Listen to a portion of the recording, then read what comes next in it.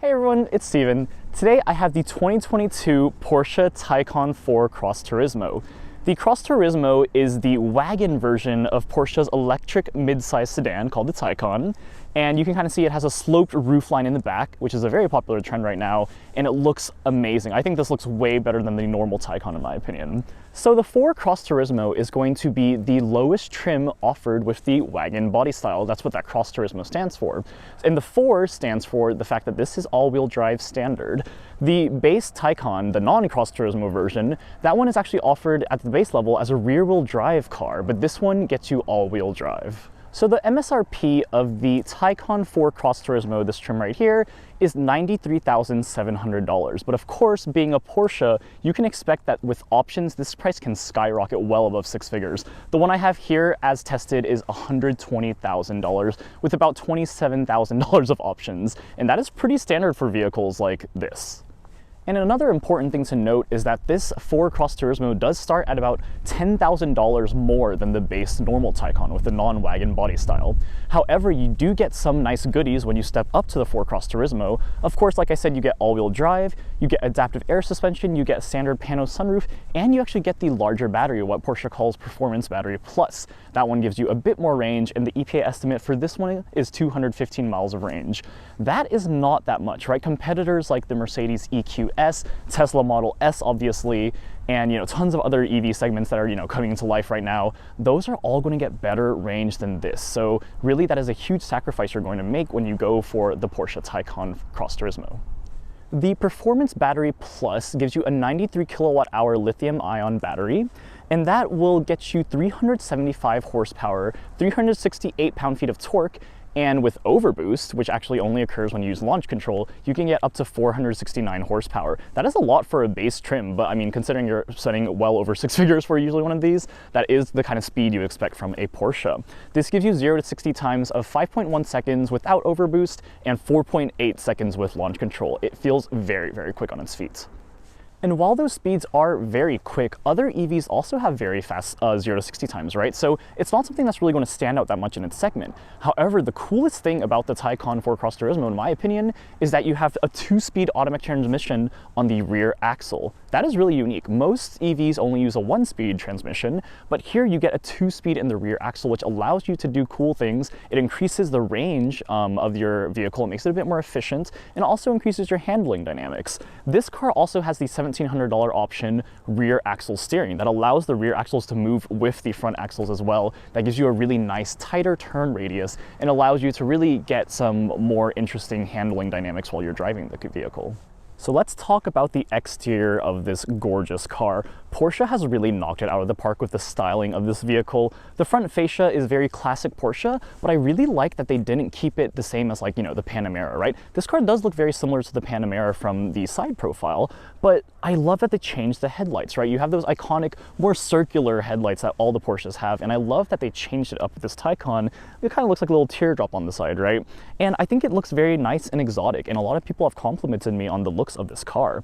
One interesting thing on the front fascia is you've got this lower lip spoiler right here, and this is really interesting, right? This doesn't appear in the normal Taycan, and it gives it this more rugged look that makes it feel like it's more for off-roading. And we'll talk a little bit more about the different things that Porsche has done to the 4 Cross Turismo to make it a bit more off-roady, which is kind of an interesting thing for a car like this, right? Don't know how many people are going to off-road in a vehicle like this. One of my favorite parts of the front fascia is going to be the LED matrix headlights. Those are a $1,700 option, but they look incredible. They give you swiveling headlights, they give you an automatic high beam assistant, and a few other things that really enhance the light show that you get when you turn on this Porsche. I also really like, you can see here that in the nighttime, when you turn on the lights, they kind of slowly get brighter, and I think that's a really neat look, and it kind of illuminates everything in front of you. The rest of the front fascia is pretty standard. You do have some really cool vents on the sides, and overall it does have a nice aggressive appearance from the front. But this is going to be very similar to the normal Porsche Taycan, the non-wagon one. So let's talk about some of the more interesting things that make this wagon different from the normal Porsche Taycan. Moving along the body profile, you have these really gorgeous wheels. I'm so happy my tester did not come with the base wheels. The base 19-inch wheels are just not a good look, honestly. These are the upgraded 21-inch Cross Turismo design wheels. These are $4,700 option, so it's kind of a crazy amount to pay for wheels, but they do look so much better. I will talk about this a little bit more though in the driving impressions section, but the ride quality does suffer a decent amount from these large wheels though, but they look incredible, right? When you're moving along the body line, you do have flush door handles. You can kind of see they're open right now, but they normally do, you know, kind of retract into the body of the profile, like most EVs, giving it that more aerodynamic look.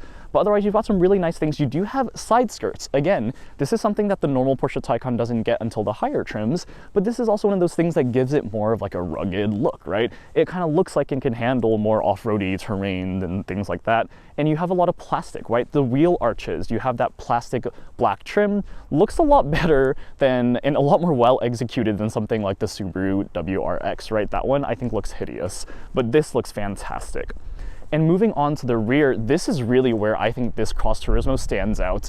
This rear looks way better than the normal Porsche Taycan. I love the wagon look. Porsche just did such a phenomenal job with this. And I think, you know, it kind of copies the styling from the Macan, the Cayenne, and their SUVs, right? It just looks more luxurious and exotic. Seeing that full light bar from the very back at night just looks awesome. And I've had so many people, you know, go up and be like, wow, what is that car? Otherwise, the rear of this vehicle is pretty standard. You do have your badging for Taycan 4. It doesn't say Cross Turismo anywhere, but obviously people will know that because of that wagon body style. And just overall, this car looks phenomenal. You do, again, have that little glossy aluminum trim at the bottom to signify that it's a little bit more of a off-roady car. You do have some nice little, you know, high gloss black spoiler in the back as well to give it more of that sporty look. And overall, this is a very iconic looking Porsche. So one big advantage that this Taycan 4 Cross Turismo has over the non-wagon version is trunk space. Obviously rear headroom increases as well, but you've got a pretty decent amount of space in your trunk. 15.8 cubic feet of cargo space. And as you can see, this backpack fits very easily. You can put a lot of different, you know, luggage and stuff like that. You can also actually even have a separate smaller containment in here as well. And you also have some small compartments on the side as well to hold anything else. And you also have like, you know, a cool net in here. And overall, this is just a really great place to store things. I will also mention that you have a 2.9 cubic feet of cargo space in the frunk. So the frunk, you can store things. Right now we just have the charger cables, as you can see right here, but that is also a neat place to put groceries and maybe a backpack.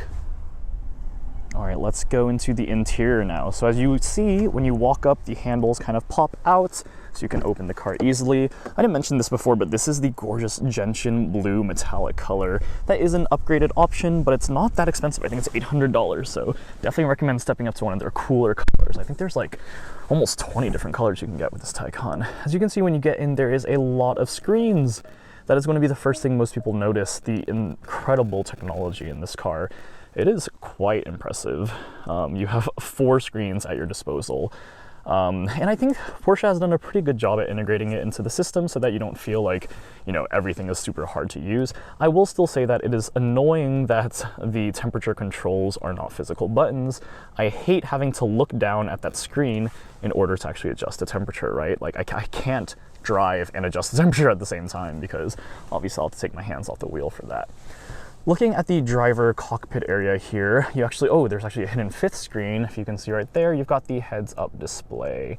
And you do have some pretty cool displays here. This one, it shows you a power gauge, also what drive mode you're in, so Sport, Sport Plus, things like that, speed limit, and it is an overall pretty nice display. It's quite large. But yeah, so kind of moving along the cabin, I mean, the first thing you'll probably notice though is that this one is the base interior. This is just the standard black interior. You get some nice leather seats, and I will say the seats are very comfortable. I'm not the biggest fan of like the plastic in the back that kind of clads the outside of it, but it does look good, and the headrests are very comfortable. Overall, I've always been very impressed with Porsche's seats. They're a lot more comfortable than they look. And I think, you know, that's something that people always talk about with Porsche that is a huge step up from Tesla, is the fact that Porsche's build quality is incredible. They do such a good job at keeping things from rattling. You know, there are no panel gaps and stuff like that. And the interior just looks easy and cohesive. And I mean, I really like it. One thing that I really like are these vents. They're not, like you can actually adjust them, but it's actually in the infotainment system that you can actually adjust some of the different things you can do with them. So I'll show you guys this right here. If you go into the settings, and as you can see, this is pretty easy to use. Actually not in the settings, it's in the air conditioning thing right here. You can choose diffused, focused, or individual. So you can choose how you want the air to come out, which is really cool. It's definitely a nice look, and you can kind of direct the flow of air from there. I do really like the diffused option personally because it doesn't feel like it's like in your face, and that's really nice. You of course have air quality here. You have the ionizer, which comes standard on this car. And you can also pre-cool and set timers so that your car can get heated or cooled before you get into it.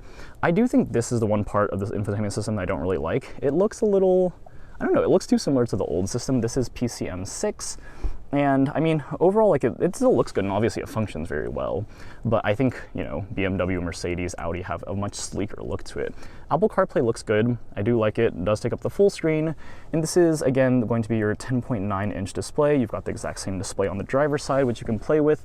That is called standby mode, where you can have it display the audio or whatever. But you can do a lot of different cool things here. You can choose what standby mode thing you want to do. So the vehicle name, put in standby mode, shows Taycan, and it's definitely a very nice display. And you know, all the people who've been in this car really enjoy being able to look at things and like play with functions while the driver is driving. The last display is going to be this curved display here. This one's really interesting because it kind of just sticks out. It's not actually like a normal instrument cluster like that.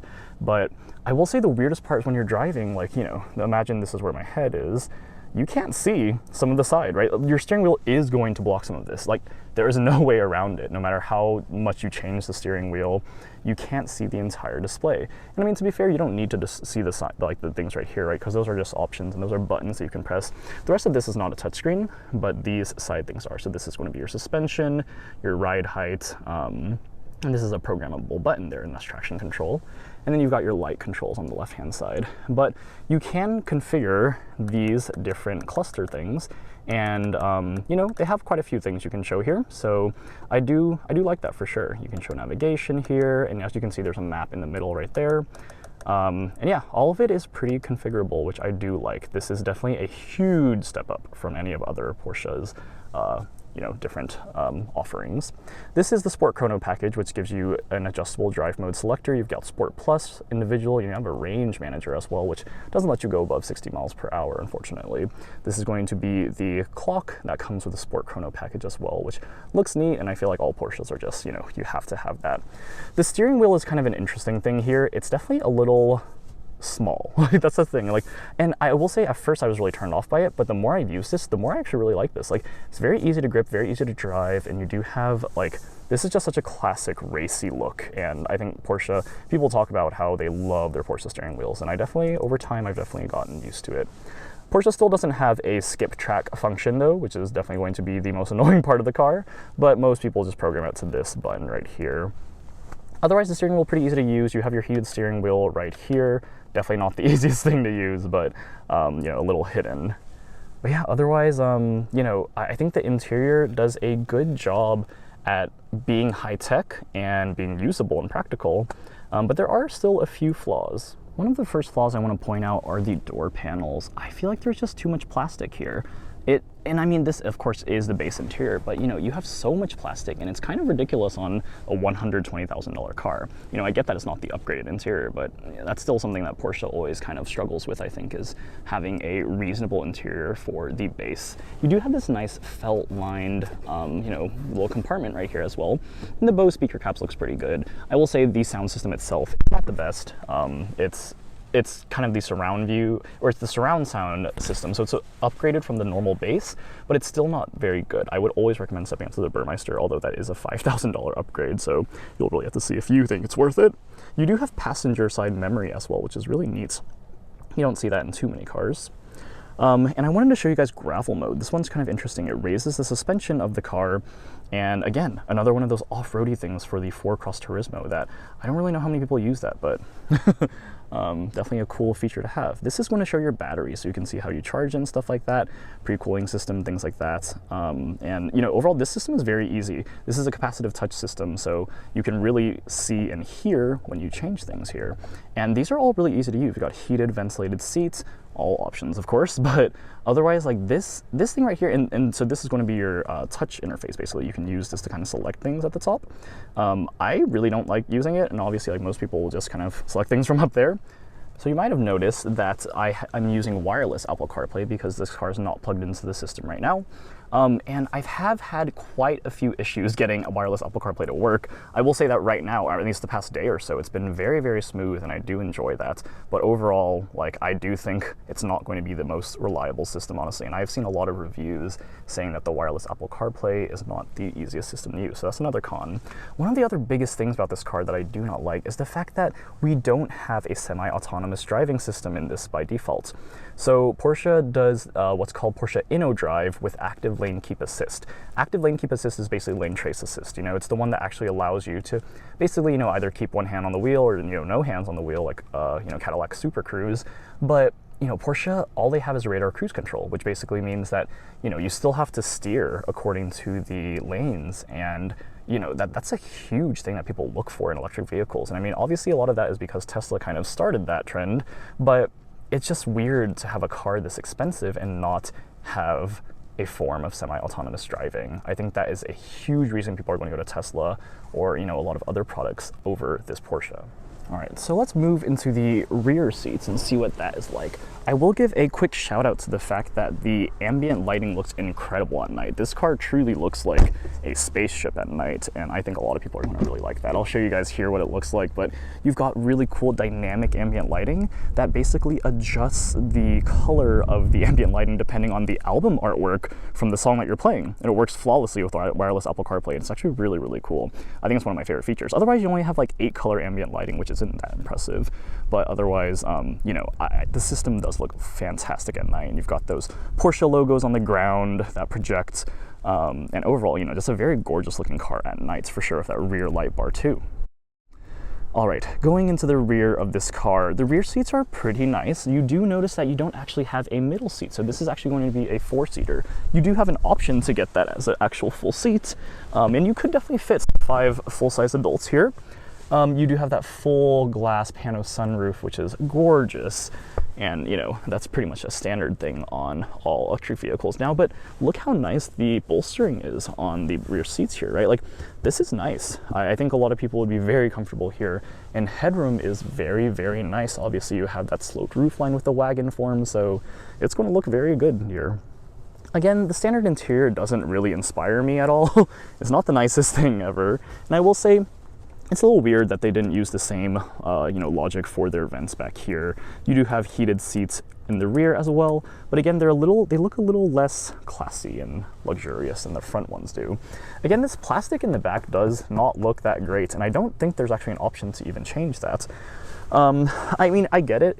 It makes for a very practical seat, and of course, you do have a lot of legroom right here. Like, I can easily get this at 5'8". You do have the velvet lined, you know, compartment here. Again, you have the Bose speaker caps too, and overall, I mean, like, this looks good for sure. You also have some luxurious touches up here. You've got your own little light, and you have a hook for anything you want to hang there. And overall, I mean, the rear seats are definitely not a place that you would complain about being. You do also have storage right here and storage right here. There's definitely a lot of storage in this car. Big pro of EVs is that, you know, not having that giant engine bay gives you a lot of room to store things. And, you know, just from being in the back right here, right, you have a gorgeous interior there. I really think this is one of the best looking, technologically advanced interiors of any EV right now.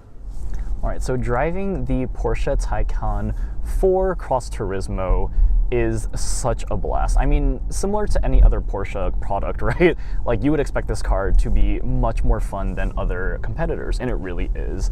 I think Porsche has done a great job kind of putting their DNA into this electric vehicle, right? A lot of people are concerned with, you know, not having that engine sound and things like that, right? But it really doesn't make that big of a difference when a car is this much fun to drive. The handling dynamics are extremely, like, I can't even describe how fun it is to drive this car. It really is a blast. So beyond being really fun to drive though, there are a few cons that are very glaring when you buy a vehicle like this, right? Obviously the price point, right? This is going way past any other competitor, right? Like, the Model S starts a decent amount lower than this and also doesn't have as many options. Whereas this, you can obviously take this to like 150 plus if you want, and some of the higher trims can actually get there, like the Turbo S. But again, like this is a really fast car, and it is a lot of fun, but it's still not as fast as something like the Model S or the Mercedes EQS. So I think that's going to be a deterrent for some people who want more of a fast vehicle. But again, nothing compares to the way this car drives though. It really, you feel integrated into the car, and it really does feel like it responds perfectly to you. The steering is so accurate. All turns are so easy, like thanks to that rear axle steering. The 2-speed automatic transmission gives you that consistent flow of power as well. And below 40 miles per hour, this car is quiet and just smooth and fast. And I think that's going to be a very nice, luxurious feel for a lot of people who want that in a car. But then again, Porsche drivers are very unique, right? They really are looking for that driving experience. And Porsche actually has this thing called the electric sound, which is, I don't know, I'm not the biggest fan of it, but when you go to Sport Plus by default, it turns on, and it's this weird, it kind of sounds like a high-speed train going on, and that's really what it reminds me of every time. And you can also hear it from outside of the car as well. It's like a $500 option or something like that, and I really don't know if I'd recommend people taking it, because I don't know, the description on the website is very funny, because it's like it will get your heart racing or whatever, but like personally I think it just sounds kind of like a train. All right, so I put the car in Sport Plus. I don't know if you can hear from the microphone the electric sound, but we can punch it a little bit right here. And yeah, I mean, 0 to 45 or so, I don't know if you can tell how fast it was going in the back there, but I mean, it does have an interesting sound, but like I said, it really just sounds like a high-speed train. But let's talk a moment about the biggest competitor to this car. Obviously, the Tesla Model S. That has the advantage in terms of 0 to 60 speed, in terms of the charging network, right? Electrify America, that's Porsche's network, is really not going to stack up to the superchargers out there. And then obviously the range, there's a lot of reasons to get the Tesla over this. However, there is just nothing Tesla can offer in terms of driving experience that moderately even compares with this. Like, this car is just so much more fun. It is eons ahead of other electric vehicles out there. And I mean, I've heard the Hyundai Ioniq and the Kia EV6 are super fun to drive, so really excited to check those out. But compared to, the Model S and the EQS and things like that, this is going to be by far the most fun vehicle to drive. You can kind of see on the freeway right now, I don't know if you can hear in the background, but it does get kind of loud. It's not going to be as quiet as some of the other vehicles out there, but of course you don't have engine sound, so that does help. And I did also want to point out that the sound system on this car really is not inspiring. It's definitely something that I feel like should be improved on. And then finally, the biggest comparison point for Teslas obviously is going to be Tesla's autopilot. The fact that this car, you need a $1,500 option in order to get InnoDrive with their active lane keep assist is ridiculous in my opinion. I just don't think that, I mean, of course some people like it because the bespoke model that Porsche follows, you don't need it, right? Some people won't want that because they want to drive, right? They want to feel like they're in a driving car. But everyone knows that most of driving is going to be freeways, things like that, right? Like, you're not going to have that much fun. Most drivers are not going to be having like crazy roads to drive on in their daily commutes. So honestly, having a semi-autonomous form of driving is going to be a huge reason people go for Teslas, right? That autopilot works very well. I will say the radar cruise control in this car works great, right? Their adaptive cruise control, I tested it a little while on freeways, and I mean, it works fine. But again, having to keep my hands on the wheel, having to actually steer the car, it's just not something that a lot of people want when they think electric vehicle. Another big flaw of this car, of course, is going to be that range. 250 miles of range is really not what you want. And I mean, when you have Teslas going to like 300, almost 400, there's just, that's a big gap. And that's going to be something that people with range anxiety, right? That's the biggest thing about EVs. People always have range anxiety, right? People are always nervous. What if I get stranded, whatever? With a vehicle with 200 miles of range, people are not going to be happy about that, right? And I think that's probably one of the hardest sells of the Taycan currently. I think Porsche has done obviously a great job getting this to be a fun vehicle with Porsche DNA, but the range really needs to be improved. The fact that this is the larger battery and it's still 250 miles of range, like that's, I don't know, it's just a little ridiculous. And I mean, I will say in practice, I do think I've gotten a little bit better than the EPA estimates, but you're still not getting much more than 250 max. And obviously you can see with all the snow around and it's obviously cold, you're losing a lot of range, and that's going to scare a lot of buyers off of this Taycan. And I did want to talk about road noise and tire noise a little bit. So the 21-inch wheels do give this car a pretty firm drive. And I mean, like I said, the 21-inch wheels look flawless. I love how they look, but I think a lot of buyers might want to stick to the smaller wheels if they're not, you know, planning on having this be super sporty or anything, right? The firm ride, you really do feel those bumps in the suspension. And I mean, as well as the adaptive air suspension kind of levels that stuff out, you know, it's those wheels are just massive. And I mean, they look cool, but not going to be the most practical there. And obviously wind noise is okay.